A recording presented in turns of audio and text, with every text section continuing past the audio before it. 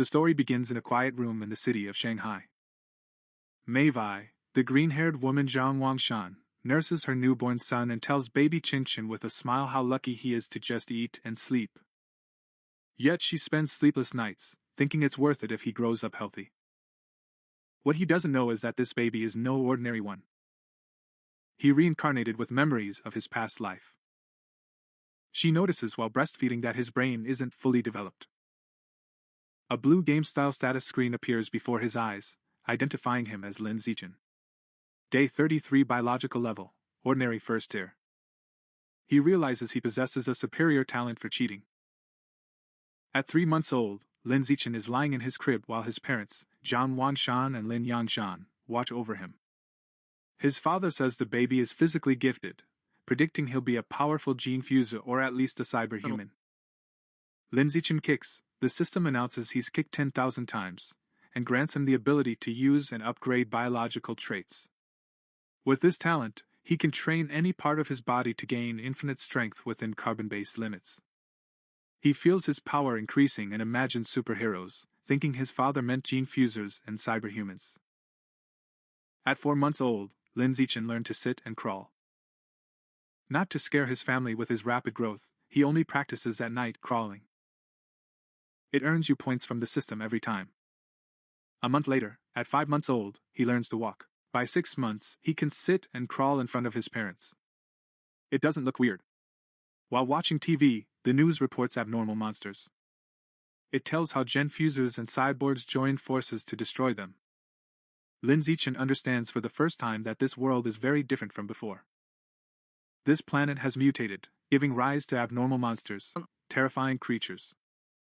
Humanity 2.0 against this threat. He found a way. First is mechanical ascension. Here, people swap their bodies for technology to become powerful cyberhumans. Second is gene modification. They fuse genes from abnormal monsters into themselves to become gene fusers. To fight monsters with their own power. Aware of the danger, Lin Zichen is determined to grow safely using the system, improve his skills, and survive quietly. One day, they hear the doorbell ring. Zhang Wangxin opens the door and sees the woman in the blue dress, Su Meng, their new neighbor. Su Meng introduces her family. Her husband Xing Jianya and little daughter Xing Qinghan holding her hand. Lin Zichen looks at the little purple-haired girl, accepting Xing Qinghan as his first friend in this new world. They feel their fates will one day be tightly bound. Time passes, and Lin Zichen devotes himself to training. Used from 7 months, its developmental features help them run, jump, and learn basic language by talking to themselves. He earns stat points for every move. By 8 months, he was already doing push-ups and sit-ups in his crib. He is careful to practice when his parents are away. But one day, his mother Zhang Wang goes out to the balcony and is shocked to see her 8-month-old son doing sit-ups. He rubs his eyes in disbelief. But being a web novelist, he thinks it's just a stress-induced hallucination. Lin Zichen immediately pretends to sleep, relaxes, and decides he must be more cautious from now on. A few days later, while giving a bath, Zhang Wangxin makes a shocking discovery. She calls her husband Lin Yensing. And he comes in a hurry. She points out that their 8-month-old son has visible abs. Lin Yensing is stunned, excitedly saying their son could be a 1-in-a-million talent, a powerful gene fuser, or a cyberhuman. And hearing his story, Lin Zichen is relieved that his secret is safe. She realizes the luck of having parents who are both web novel writers. He thinks he's not the only genius in this mutated world. They watch a news report about a 2-year-old from a martial arts family who can lift a 20 kilograms dumbbell with his mother. Zhang Wangxin proudly pulls his son close, saying his own chin is just as great. Lin Zichen is impressed by his mother's confidence and wonders curiously. A genius with a bright future. Either as a powerful gene splicer or a cyborg. Hearing this genius's story, Lin Zichen is sincerely relieved that his secret is safe. Lin Zichen thinks how lucky it is to have 2 web novelist parents, and realizes he's not the only genius in this complex world. They're watching a news report about a 2-year-old from a martial arts family who can lift a 20-kilogram dumbbell with one hand alongside his mother. Zhang Wang proudly hugs his son, saying Chen Si is just as wonderful. Lin Zichen is touched by his mother's confidence and falls into thought. I wonder if he'll be able to lift 20 kilos by the time he's 2. Lin Zichen's training paid off by the time he turned 2. It stored power in secret. No one noticed. He's flipping 20 kilos with one hand in the storage room.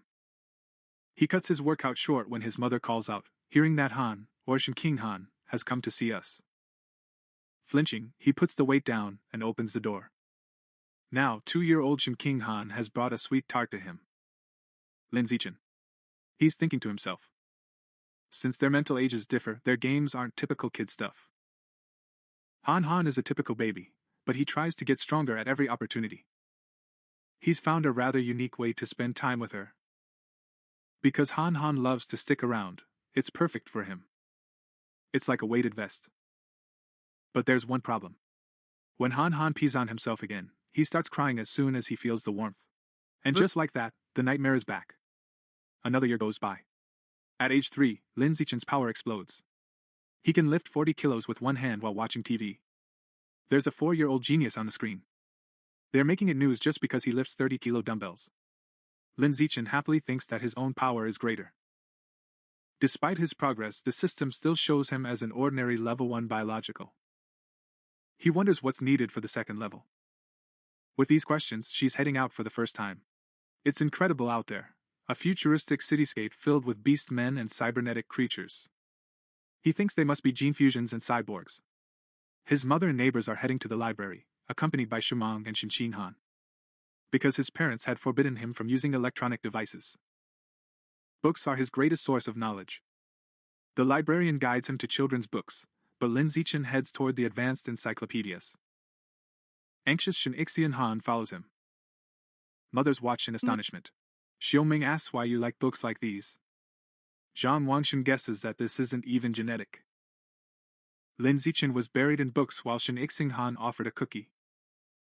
He learns that life is divided into 6 biological levels: ordinary, advanced, rare, epic, legendary, and mythic, each further split into 9 stages.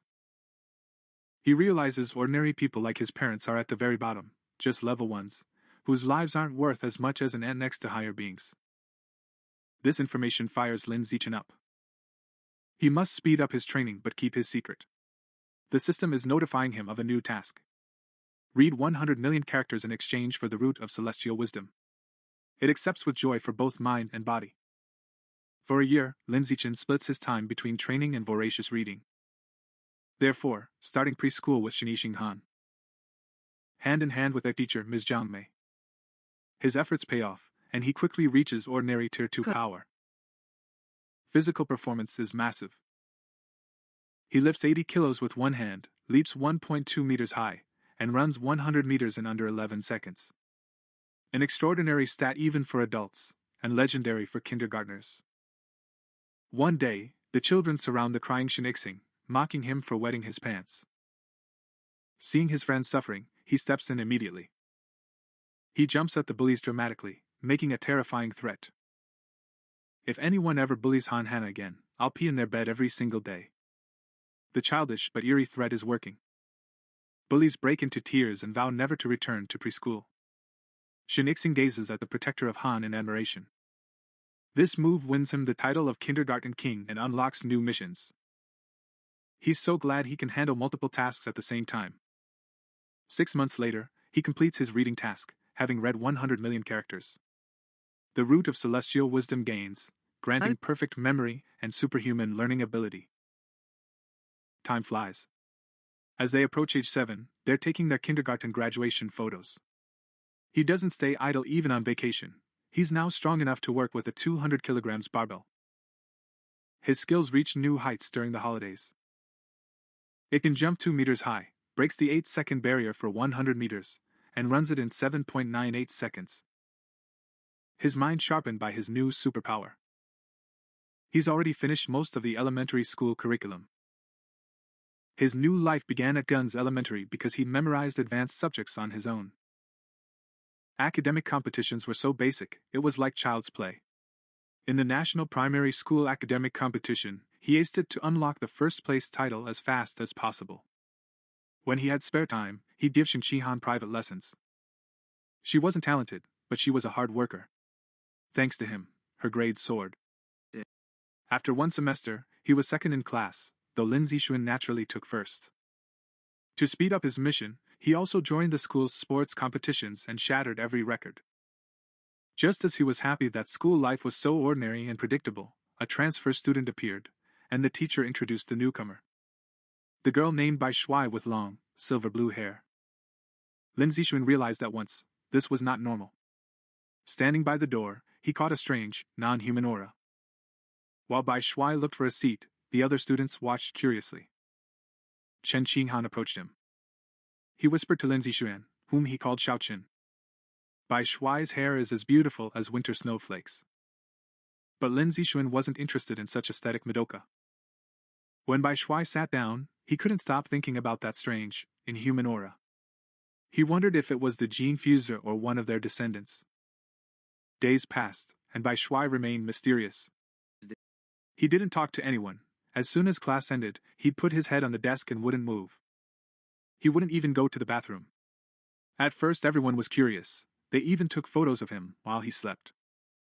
But it didn't work out. When his behavior didn't change, the class went back to its old routine. That peace was shattered a month later, and the scandal began. Bai Shuai started secreting a strange, sticky white liquid. The stuff smells bad. It's dripping on your clothes and legs. The other students had a breakdown and cursed the disgusting smell. Some punk said something disgusting, and then she poured a water bottle over his head. She gave me attitude because I was washing her. Ashamed and soaking wet, Bai Shuai slammed his fist on the table, tears streaming down his face as silent sobs shook his shoulders. The bullies burst out laughing, slipping and collapsing on their butts. Xin Qihan looked at Lin Shichen anxiously, asking if they could at least help Bai Shuai. Lin Shichen was confused. Bai Shu suspected it was dangerous. He didn't understand why she was crying. He agreed to help. Getting closer to the bullies, he changed his mind a bit. He still didn't understand, but realized they weren't a threat for now. She was just a weak, oppressed girl. He had to step in. Lin Shichen grabbed the lead bully by the collar, hailing him as Guan Chun.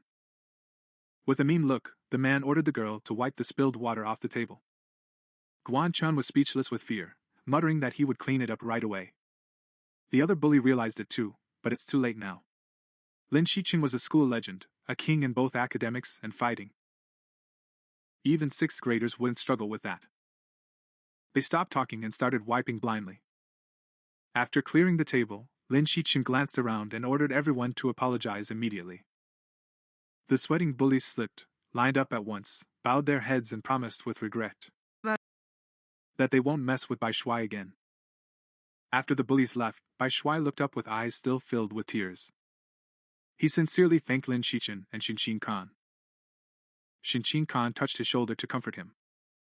She said classmates help each other.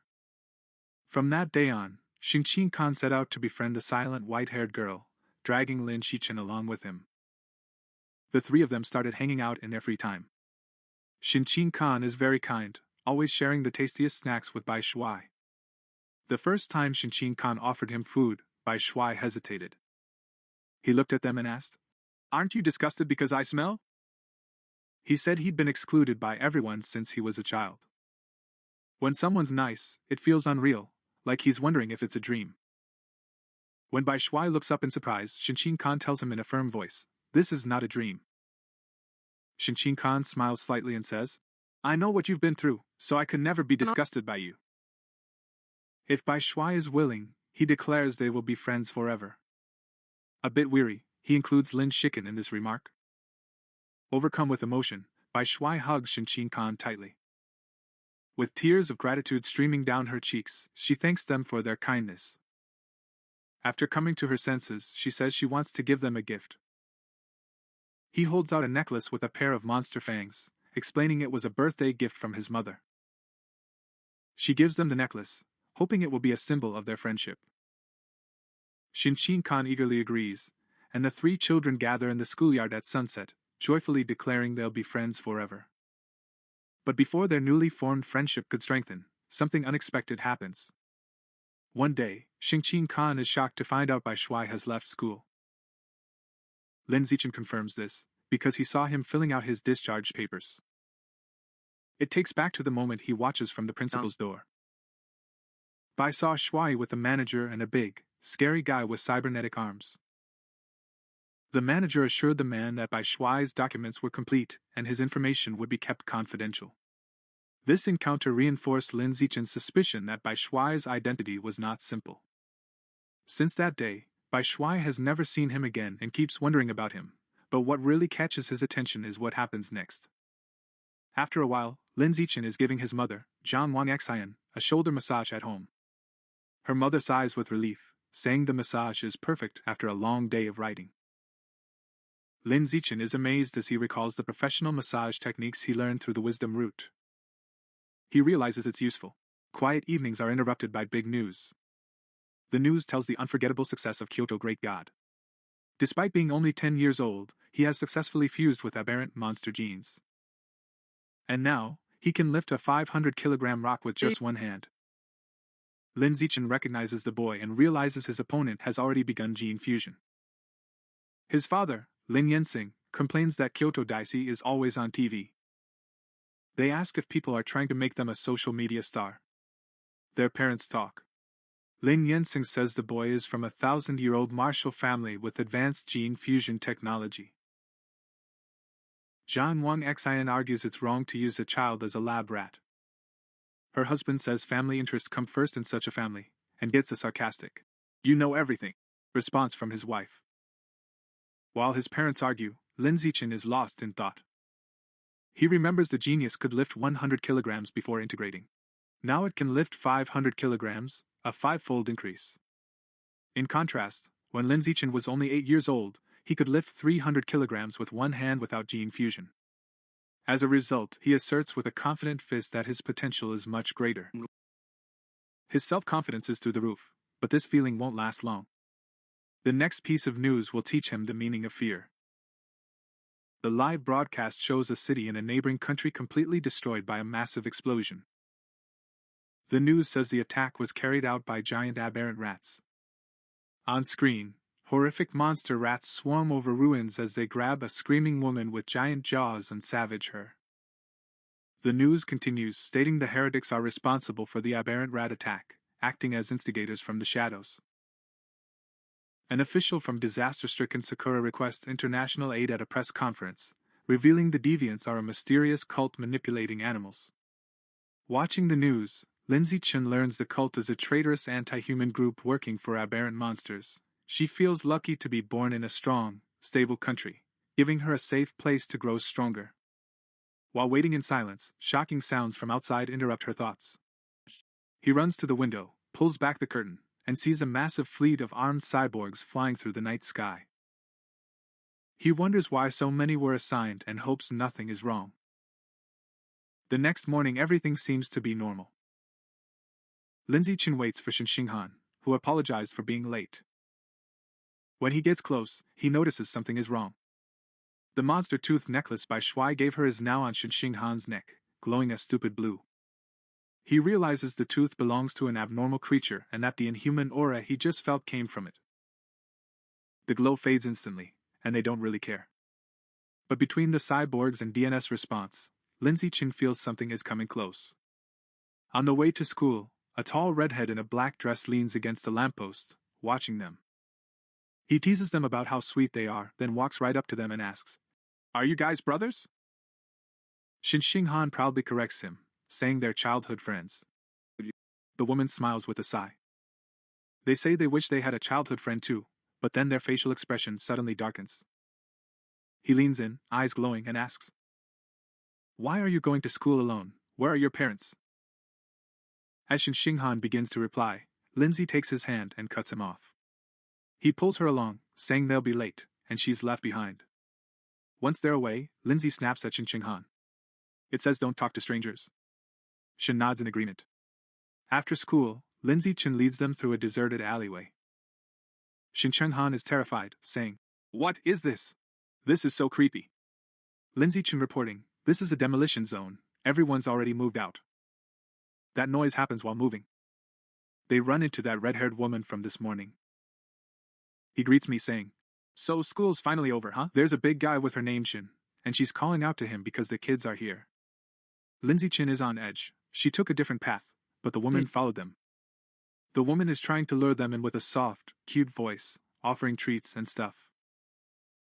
But Assistant Shin is bored. He says stop talking, just knock them out quietly and get this over with. Shin rushes at them, cloth in hand, shouting that he's in a hurry to go and sell the children for money. Lin Zichen pulls Shin Changhan aside and shields him with her own body. He clenches his fist and throws a giant punch with all his might. It blows up in Shang's face. The giant suddenly stops. With massive force, Shang flies backward and screams in pain. She's in shock, looking at me like, "Is an elementary school kid seriously gonna beat me?" Shang lies there spitting blood, dazed. Lin Zichen confronts the woman. Before the woman can react, he lands a punch to her stomach. Then he lands a powerful uppercut, knocking the woman out. Villains on the floor above them, ice-cold looks on their faces. He picks up the brick on the ground next to him. His intentions aren't good. No cameras in the empty alleyway, he has to finish it. If they survive, their superpowers will emerge and his plan will go to waste. Just as he's about to strike the final blow, the ground shakes violently. Everything's breaking loose like an earthquake. Then, a hand with giant claws comes through the wall. Out of the dust and smoke, a huge, nasty rat emerges. It's like a car on top of them. The monster doesn't care about the children. He leans toward the unconscious woman. But it's not eating, it's scratching its face with its claw. The rat takes the severed head. Shang King Han screams in fear, sensing the danger. Lin Zichen hugs the frightened King Han. "This is a giant, nasty rat," says Head to safety. They're grabbing them and running away. A red and gold light flashes in the sky as they flee. A blonde woman with rabbit ears on her helmet dives into Cyborg Street. Super fast, it streaks past the rat like a momentary blur. Xiang Xinhan looks at Lin Zikuin's shoulder, thinking, no way, that's fast. Cyborg gracefully lands behind the beast. It's watching the rat and preparing to strike. His glove glows, he charges his weapon, and shouts. Anesthetic smoke exploded, bullets rained on the monster, and huge blasts hit the back alley. Lin Zichen protected Shaanxi from the blood explosion. The strange rat was trapped in the flames, roaring in pain, dazed by the anesthetic smoke. Seizing the moment, our cybernetic friend lunged forward, finishing the weakened creature with a flurry of punches. Later, Lin Zichen watched the news about the incident at home. He analyzed the fight. The cybernetic girl's power level isn't very high, he thought. He realized he couldn't win without weakening the rat first, and it still takes 7 minutes. He thought of the danger of the giant deviant rats, knowing they were level 5 normal power creatures, over 10 meters long. Luckily, they made it out safe. This incident reminded him once again of the world's dangers. He decided to step up his training to protect himself. Then he's seen squatting with a heavy barbell in the training area, the system giving him points. The threat of deviant rats persisted, but life went on. Before long, he and Xinqing celebrated their 9th birthdays with their families around a big cake. After making wishes, the gift exchange began. With Lin Zichen's natural wisdom, he devoted himself to wood carving overnight and made an intricate hairpin for Xinqi Ken. Xinqing Yuan loved it, put it in her hair, and shouted how much she liked it. Time flew by before long. Lin Zichen and Xinqing graduated from elementary school and started middle school. When he exited, the system notified him that he had completed the mandatory 9 years of education and unlocked the titles Kindergarten King and Elementary School Bully. He couldn't wait to unlock the ocean of middle school legends, which will grant him the strongest trait. He continued his intense training on vacation. His training included doing 1,000 push-ups with a huge rock on his back. And that gave him massive stat boosts. Before school started, their hard work paid off. After a 10 kilometers run, it announced that his biological level dropped from level 3 to a normal level. Their physical abilities have greatly increased. Now he could lift 700 kilos with one hand, jump 4 meters vertically, and run 100 meters in 6 seconds. As his power grew, the Kyoto genius wondered what level he was at. By a strange coincidence, a new news report aired on TV that night before school started. The news stated the 14-year-old genius fused with giant ant genes and could lift a 2,000 kilograms alloy block with one hand. Lindsay calculated that since giant ant genes increased strength by 4 to 8 times, the genius's actual lifting power was only around 500 kilos without the genes. This meant that Linz was still fundamentally stronger. He smiled, thinking about how strong he would become with gene fusion in the future. Middle school started the next day. As the city's top student, all the best schools raced to recruit him. He accepted the invitation from Shanghai High School. But on one condition, Shin Han had to be in his class. The principal and classroom teacher gave them a warm welcome during registration, telling them how much they trusted him. After a little small talk, he made an excuse and left there with Shin Han. The main reason was that Shanghai High School had super sports facilities. They had planned to face off in badminton before official classes started. Excited on court, Shin Han called out, "Brother, so let's get started." He made a majestic serve and sent a ball as nimble as a fairy. For Linz, she caught that tiny ball midair with her racket easily, but their game was interrupted. A group of upperclassmen walked up, and their leader with the backwards cap snatched the ball from the fluffheads, saying they'd reserve the spot. His friends mockingly suggested that Shin Han join them for a game. Shin Han resisted to the end, saying rules must be followed and they were there first. As for Linz, seeing them get too close to Shin Han, he cut in with a stern look. He told them to stay away and reminded them of the first come, first served rule. The leader arrogantly challenged them, saying, "I'm closing this down, without budging an inch." Leader, first come, first served. The leader won't be told, arrogantly declaring he has the right to take over the court. Leader holds the ball and throws it up, but moves for Linz before serving. He reports immediately that from now on, only his rules will apply.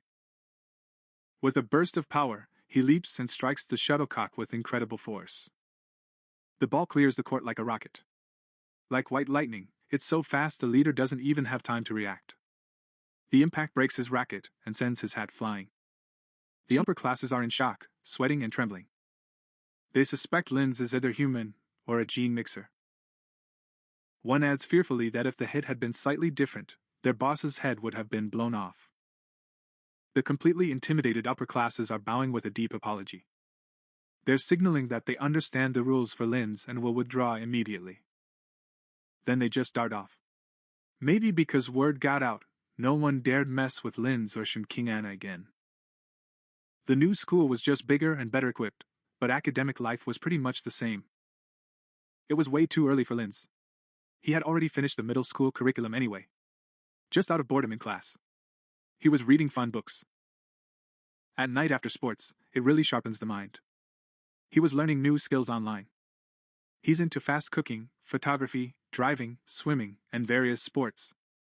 Thus, he aimed to unlock the middle school sovereignty title. They're not just ranking first in every subject. He was also representing his school in national competitions. A mountain of trophies was piled up on top. He was careful not to win every competition to avoid drawing attention. Some time passed, but the title still hadn't opened. But his performances brought him many female followers. There was a stack of love letters on his desk. He didn't care. Besides tutoring Shin, she focused on the upcoming school sports festival. He believed if it exploded there, the title would definitely be unlocked. It entered the festival in only 3 categories: shot put, high jump, and sprinting. To be the champion of power, leap, and speed. In shot put, he made an incredible 21-meter throw. He held back a bit to avoid looking superhuman, but still easily won every competition. As he and Shin admired the gold medal, he felt a new wave of power surge through his body. The system notification announced your achievements far surpassed other students, unlocking the title ruler of middle school. Thus, the entire 9 years of compulsory education, in 2-year segments, has been finalized. It also gained a new biological trait, survival of the fittest. As power surged through his body, he felt a pleasant sensation and realized the title was finally unlocked. As Li Zichen and Shin Xian left school, they saw this survival of the fittest as a power that lets a predator evolve by swallowing the life essence of others. While wondering what life essence was, Shenkingen called out for him to wait. Back to reality, and an idea popped into his head. He asked Qingqing if he could borrow the monster Fang necklace. He said okay and gave it. When his finger touched the gear, a system notification popped up. The deep abyss swallowed a trace of the giant butterfly's life essence, and the new guidebook progressed by 1%. A massive dark butterfly hologram appeared around it, with eyes on its wings. He was stunned after realizing her teeth were actually butterfly teeth.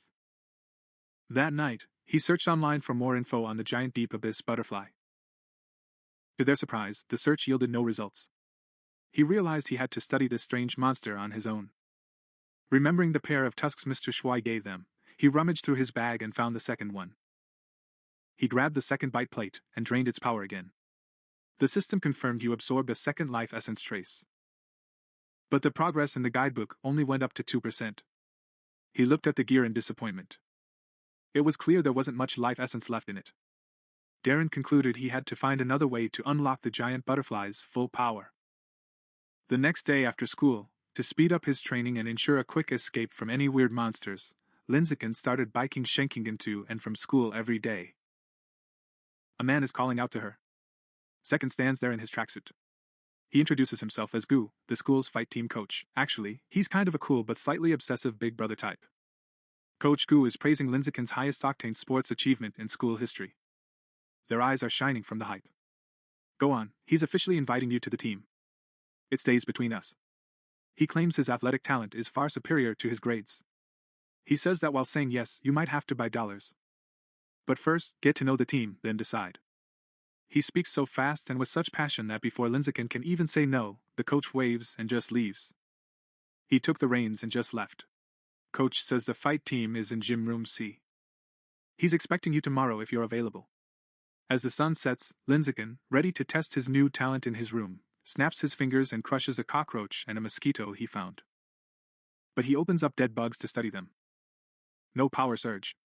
He realizes that killing those tiny ordinary creatures doesn't trigger the skill.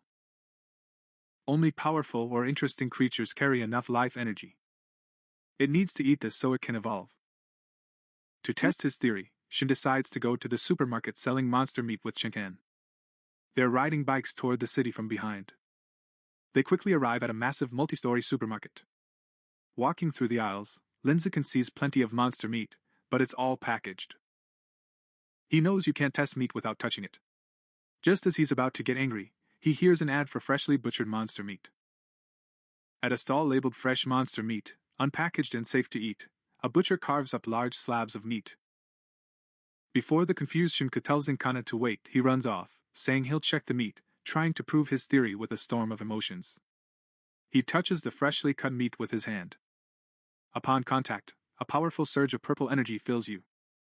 Just as he thought, meat is full of life energy. Clenching their fists with excitement, they give a huge grin. Shinsenken looks on in confusion, wondering why he only gets happy when he touches the meat. He comes to you and asks anxiously, "How does the meat feel?" Linziken plays it cool, says he's feeling fresh, and jokes if you'd like to reach out and touch. Shinsenken waves his hands frantically in denial. She reacts saying, "You've touched me enough, there's nothing left." After confirming his theory, he decides to take some monster meat to try it at home. Shinsenken is in shock, but of course, this reaction isn't unexpected. Because monster meat is pricey, even the cheapest, ghost shadow squid, is nearly 1,000 yen per pound. He picks the calamari. Shinsenken panics at the price and tells him to talk to his mom. Lindsay smiles, pats his head, and tells him not to worry, making up a story that his mom told me to buy plenty so she could spoil us. In a flashback, his mother John Wongson happily enters the kitchen, agreeing to prepare a feast. Even if he says yes to sharing deep down, his real trick is drawing life energy from there. Afraid of direct energy absorption failure, he'll test taking it through digestion instead. At the register, they're buying all three packs of ghost shadow squid, for a total of 2,994 yen. He thanks the female cashier. He thinks about the fortune he spends going out, and wonders when he'll be able to afford it again. When shopping ends and it's after 9, the city gets wild, so they head straight home for safety. He struggles to stop thinking about the Linziken experiment all the way, secretly placing his hand on the packaged meat. He immediately feels the familiar purple energy flicker as the system confirms the life energy trace of the ghost shadow squid is absorbed. A new creature manual opens, but progress is only 0.1%. A ghostly image of a creepy, multi-eyed squid appears over its head. Cycling through quiet streets, he's doing the math, spinning plans in his head. He eats a tiny piece of meat and realizes he can only unlock a fraction of his power. He's doing the math, thinking he needs to eat exactly 87 types to reach 100% of the guidebook, which costs a fortune of 100,000 yen. He considers the octopus's ability to turn into water and vanish, saying this powerful skill is definitely worth the money. He's made his decision. He won't ask his family for that kind of money. He has to earn a massive amount. Then he remembers the other reason. The second reason for buying the meat was to test if absorbing life essence would spoil it. Checking the package. It's been a long time, but the meat still looks shiny and fresh. With a fake smile, he's glad picking a scab didn't ruin the meat. As it continues to drain the power, the octopus's progress bar reaches 3%. His concentration is broken by Shinishing's shout. He slams on the brakes, tires screeching, stopping just inches from a couple on the bike path, and apologizes. He's mad at himself for not looking at the path he didn't take, then wonders why the road is so crowded. Shinixingen points ahead. It's a tense standoff. A muscular man with bright red hair is holding a woman hostage at knife point. Shinixingen realizes with horror that his captor is his teacher, Chow Mei. The man is shouting threats at the crowd. Police have the area surrounded, trying to calm the situation over the megaphone. The police captain's holding Ah Bing back from shooting. The captain is explaining. The target is too close to the hostage and is using them as a shield, so a clean shot is impossible. Ah Bing suggests knockout gas. But the captain refuses. He's afraid the suspect will act before it takes effect. While police hesitate, Lin's Eisen takes action. He quietly picks up a small stone and throws it with incredible speed and precision. The stone hits Ah Bing's gun, causing it to misfire. The stray bullet hits the hostage-taker's hand, making him scream, drop the knife, and release teacher Chow Mei. Not missing the chance, the police captain yells at his team to move out. Officers rush forward and apprehend the unarmed suspect. The policewoman consoles the frightened but steady teacher Chow Mei. With the situation under control, Lin's Eisen quietly gets on his bike. Shin Chingon looks surprised and asks if you threw the stone. He quickly hushes her, says let's go and we'll talk later, and they start pedaling. As they are escaping, a voice commands them to stop. The police captain's calling out, asking if Lin's Eisen is the one throwing stones. Realizing she's caught, Lin's Eisen panics and denies everything with a nervous smile. The captain watches them pull away, wondering why he won't admit he did a good job. He's mocking the idea of a stale award. The promise of a reward catches Lin's Eisen's attention. He hit the brakes, skidded to a stop, and is running toward the captain because he needs money. Sheepishly, he takes back his lie, admits he threw the stone, and explains that the money is very important to him. The captain tells him to give a statement at the station and promises to help him with the reward application. After informing their families, Lin Jiqing and Shin Shingen prepare to head to the police station. They think everything's going well, but things go south when the police take the handcuffed suspect away. The suspect's face is hideously deforming. The police realize with horror, the man is a heretic and turns into a giant, warped rat. Right next to them, the monster snaps the cuffs and wildly swings its giant claws at the cops. The police captain orders all units over the radio to open fire, but the officers fire to protect civilians. The bullets aren't doing anything. Panic-stricken reports state the infidel merged with Rat King genes, urgently calling for reinforcements. Realizing the danger, Lin's Eisen apologizes, grabs them, and begs them to flee quickly. He feels relieved inside. The monster didn't follow them, but he knows they must get away fast. As they escape, someone new descends rapidly from the sky with a purple aura. She's a stylish and futuristic armored female cyborg. He lands a massive punch on the giant rat. The poor guy staggers and gets knocked back. The floating cyborg girl with short purple hair begins to charge a laser cannon in her chest. With the command, "Fire!"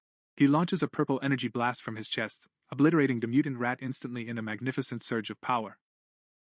The monster screams in pain, completely evaporating and leaving only scorched ash behind. Lin Zichen stands frozen, marveling at the cyborg's power.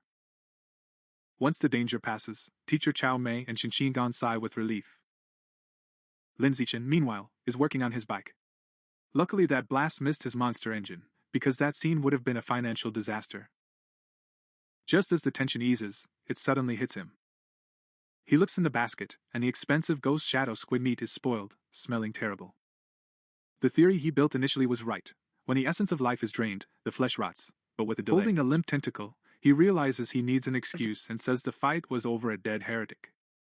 He sets up a whole dramatic scene and throws the broken tentacle on the floor. He shouts, accusing the heretic and the cyborg's attack of burning flesh. Teacher Chow Mei calms her down, saying the important thing is that everyone is safe. Despite planning to head home at the captain's request, they're going to the station with the security team. They're surprised to find the remains of the movement in the same minibus. After the laser blast, only a pile of burning flesh was left, and I swear, the smell was a total disaster. Sitting in that cursed minibus, something bothers Lindsay Chen again. The life essence in Mr. Shuai's monster teeth remain even after his death. He thinks he's found a new possibility. I wonder if this corpse has any life essence too? Did he actually eat that giant rat queen's genes or what? In the police van, Lindsay Chen wonders how much Rod King DNA she can scavenge from the charred corpse. He decides to try and calmly moves his hand toward the ruins. A red energy wave hits him in the Kima arena. The system reports he drank a trace of the giant mutant rat's life essence and advanced his guidebook by 500. He's surprised by how much he swallowed. It realizes that the freshness of the source is directly proportional to a higher chance of taking the life essence. The guard next to her notices Ah Pink moving and tells her to sit down immediately. Lindsay Chen quickly lies, saying she was just stretching. The public security office knows Ah Pink is easily fooled, but the captain is smarter. The captain tells him he's getting a bravery award but then asks more serious questions. The middle schooler wonders how Hirten hit the knife hand so clearly from this distance in poor light. Lindsay Chen is being vague, saying it's because she overworks her right hand. That strange response leaves the captain bewildered. Right then, Shinsengan shouts. Auntie has arrived, and Lindsay Chen is surprised because her family is rushing to the station. Panic-stricken, his mother runs and calls out his name. She clings to him with fearful eyes, as if about to die. He's trying to calm her down, saying he's okay, and that he even got a bravery award.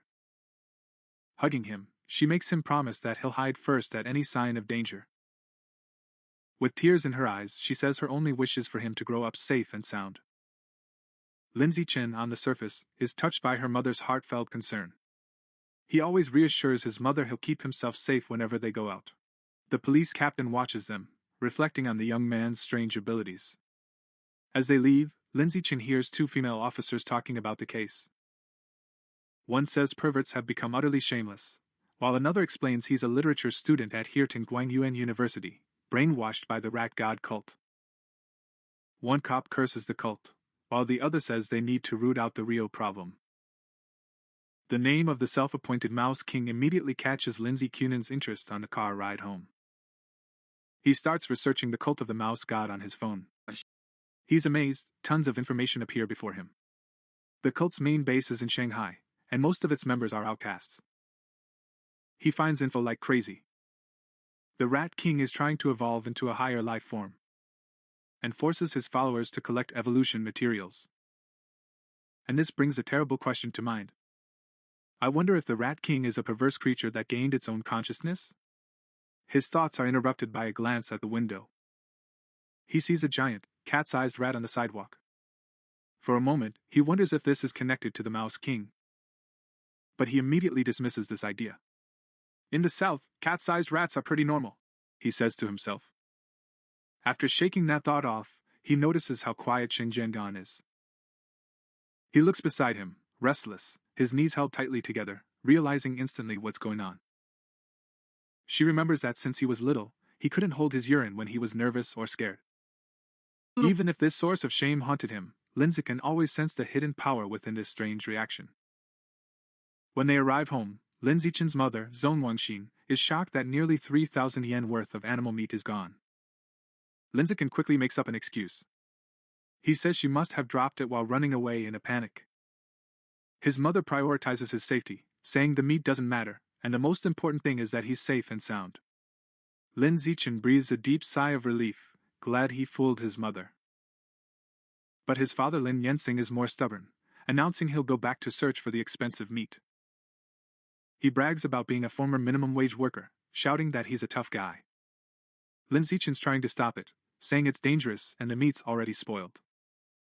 His father's suspicious, asking how he knows it's broken. Drenched in sweat, Lin Zichen says he guessed it quickly. Meanwhile, in the currently empty public safety office, the police chief lights a cigarette while reflecting on the weird events of the night. The question of how an ordinary middle schooler could throw stones with such power and accuracy keeps racing through his mind. Suddenly she hears a strange sound from the corner. His eyes widen as he sees a massive rat on top of the filing cabinets, much larger than a normal one. Before they can even act, the giant rat jumps down. The police chief draws his gun and fires. The fight ends in a quick, bloody mess. The next day in class, Lin Zichen sighs deeply at his desk, reflecting on the previous night, and realizing he is still too weak against the powerful, perverted female cyborg. He decides to make money fast to get more meat, like Phantom Shadow Squid, to fill the handbook's progress bar. He thinks about becoming an influencer or selling his lecture notes, but he rejects the plan, thinking it's too flashy and he'll stand out too much. Suddenly, a bright idea comes to your mind. In this world, martial arts and gene fusion are more important than academics. He says it's time to take action, then goes to the gym in Building B where the martial arts team practices and finds Coach Goyu. He grabs the thermos and waves while taking a drink. Surprise Coach Go. He's asking if you want to join the team or just get some information. Lin Zichen doesn't answer. She leans in and asks privately. If I join the team, is there a chance to compete in city tournaments? Is the prize money high? The coach answers with a smile. There's a chance to win prizes worth tens of thousands.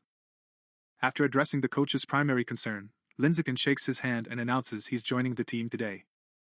Coach Gua is happy to welcome him. Coach gathers the team and announces the new member. Introducing Lin Zichen, reminding everyone he won the championship at the sports event. Other team members Zhang Kai, Huang Tianqin or Asen, Li Shutong, and Han Igwe introduce themselves. Lin Zichen is finally introducing himself. Because Lin Zichen has no formal martial arts training. Coach Gua shows the basic punching and kicking techniques. The master says the moves look simple but mastering them is a real pain. The team's fastest learner Li Shutong took a week to perfect these, then encouraged Lin Zichen to try. Lin Zichen takes his stance, thanks to his divine root of martial wisdom. This root of celestial wisdom grants him combat insights inherent to his nature. He has memorized and understood every detail shown just by watching. As he tries punch techniques, the system gives him points for vitality, strength, agility, and mastery. It performs hand and punch movements with flawless speed and precision. With a fluid transition, he moves into kicking techniques, striking with power and flow. Another system notification, points awarded for leg muscles, agility, and mastery. The coach and team are watching silently, frozen in place. The teacher's jaw dropped. He almost spilled his thermos. He literally couldn't believe it. He wonders how she mastered such a complex form with just one look. As he gazes at the flawless performance, a single thought emerges in his mind. This is definitely a once-in-a-million-year martial arts genius. That evening in Shanghai, Lin Zichen's mother, Jiang Wangxin, calls him for dinner. Spoon in hand, he jumps up excitedly and asks what she's doing. And as requested, it arrives with a magnificent grand plate, like a ghost shadow squid. It smells amazing, and he tells his mom the scent is just flying away. His mother insists that he dress warmly. He takes a bite, admitting her cooking skills are like a world champion's. He happily tells her about all the food. Because he reveals he bought her 3 full gins. The system notifies while the meal continues. Ghost Shadow Squid's life essence swallowed, guidebook progress at 3%. He gets angry at himself, wishing he hadn't touched the meat and ruined it. Eating meat has the same effect. If he understood, the first batch wouldn't have been ruined. While eating, a news report catches their attention. She's introduced as a 14-year-old genius and the youngest cyborg in history. Fusing with the energy core, his power exceeds human limits. It lifts a 5,000-kilogram SUV with one hand, hits 100 meters in 3 seconds, and jumps 8 meters high. Hearing this news, Lin Feiqin compares the power of the gene fusion masters back in Kyoto with this cybernetic girl. I wonder which path is stronger? Their thoughts are interrupted by another piece of breaking news. The security captain is reported dead in He Chun-chan's office. Security footage shows a giant mutant rat sneaking into the station and eating him. Medics are taking the body to the ambulance. Lin Feiqin is terrified. He's thinking about the big rat he saw last night, and if there's a connection. He imagines a giant rat invading and destroying the city. The captain's death is a harbinger of a maddening danger. Without blinking, Lin Fei-chin instantly decides to ramp up the training. After the police captain's death, Lin Fei-chin throws himself into brutal training. After intensive work, it can sprint 100 meters in 4.61 seconds. His physical strength peaked. It jumps 5.3 meters high. It displays horrific strength, like lifting 12 kilos with one hand. In addition to individual training, he continues sparring with the school team. He aims to gain strength quickly for the upcoming tournament. The next morning at school, he goes to the gym. The curious Shin Kingen follows him too. On the way, a pink-haired girl warmly offers him fresh milk. He politely thanks them and declines.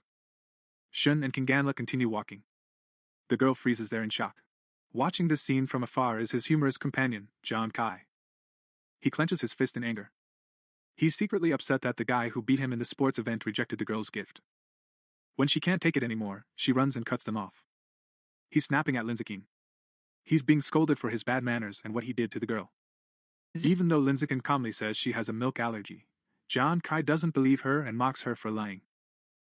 Hidonip points at Linzakin, challenging him to a duel.